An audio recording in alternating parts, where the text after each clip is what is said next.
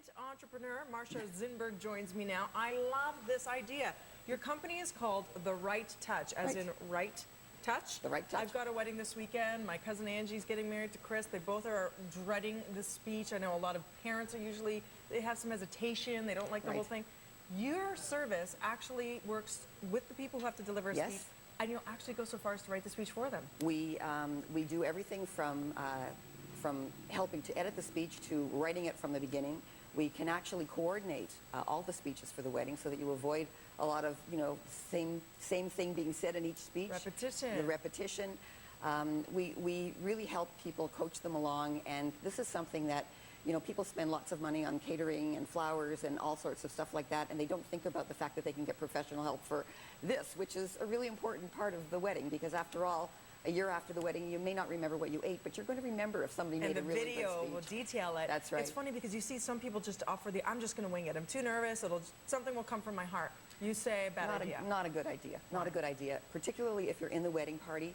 If you think you're going to wing it, once you get up there, number one, you probably will be nervous. Number two, you'll probably be emotional. Blank out. And you lose it. So it's really a good idea to prepare, to even just jot down some points ahead of time while you're walking down the street. When you're in the car, jot down some points that you can put together.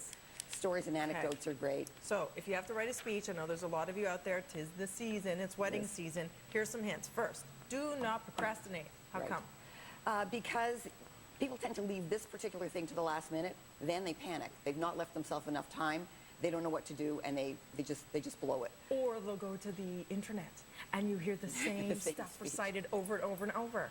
And some people just say, I can't do this, and they don't do a speech at all, and then they regret it for many years after, because that was their chance. That's their one chance. Yeah. Here's another one. You say length, no more than 3 to 5 minutes. Absolutely not. You are not the only speaker. I guarantee you, you will not be the only speaker that evening. And you need to be considerate of the audience. And 3 to 5 minutes, figure out what you're going to say. Don't just get up there and ramble. Okay. Another one you say, you already said, don't wing it, but rehearse it a few times. So don't write it and forget it. Make sure you understand what you're saying so it comes across more fluid, right? And the other thing that's good about rehearsing is if you think that you're going to be emotional, and that's what a lot of brides say, oh, I can't do this, I'm going to cry. If they actually rehearse it a couple of times, it brings that emotional level down a notch, and they're able to say it, and then they're happy that they did it. Yeah, exactly. Try not to make the speech a long list of thank yous, which is so hard because there are so many people you want to thank. It's such a big day and so much planning. Absolutely. How do you decide what stays and what goes? Well, first of all, remember that you can thank these people when you don't have a microphone in your hand. And also, try to speak to the other people who are speaking. See who they're going to thank, because what will typically happen is you get the same people thanking the same people. So you don't want to cover that territory. This is so important. Be precise and, say what you have to say, but say more than just thank you. And be inclusive. Remember your new side. Exactly. If you're going to thank one side, you need to thank the other side. Okay, that's really good. Most of us are not poets. You come across as just cheesy. Exactly. How many bad poems have you heard at weddings? Really, really bad. I'm not telling. Don't try to do it unless you're really good at it. Another thing that you say is don't use it as an opportunity to roast the person. It's not a roast. You can give it a couple of jokes, but more so talk about how you met your husband or your wife, and people like those kinds of stories, not the... People love the story of the meet, of the courtship, of how you met. That's a wonderful thing.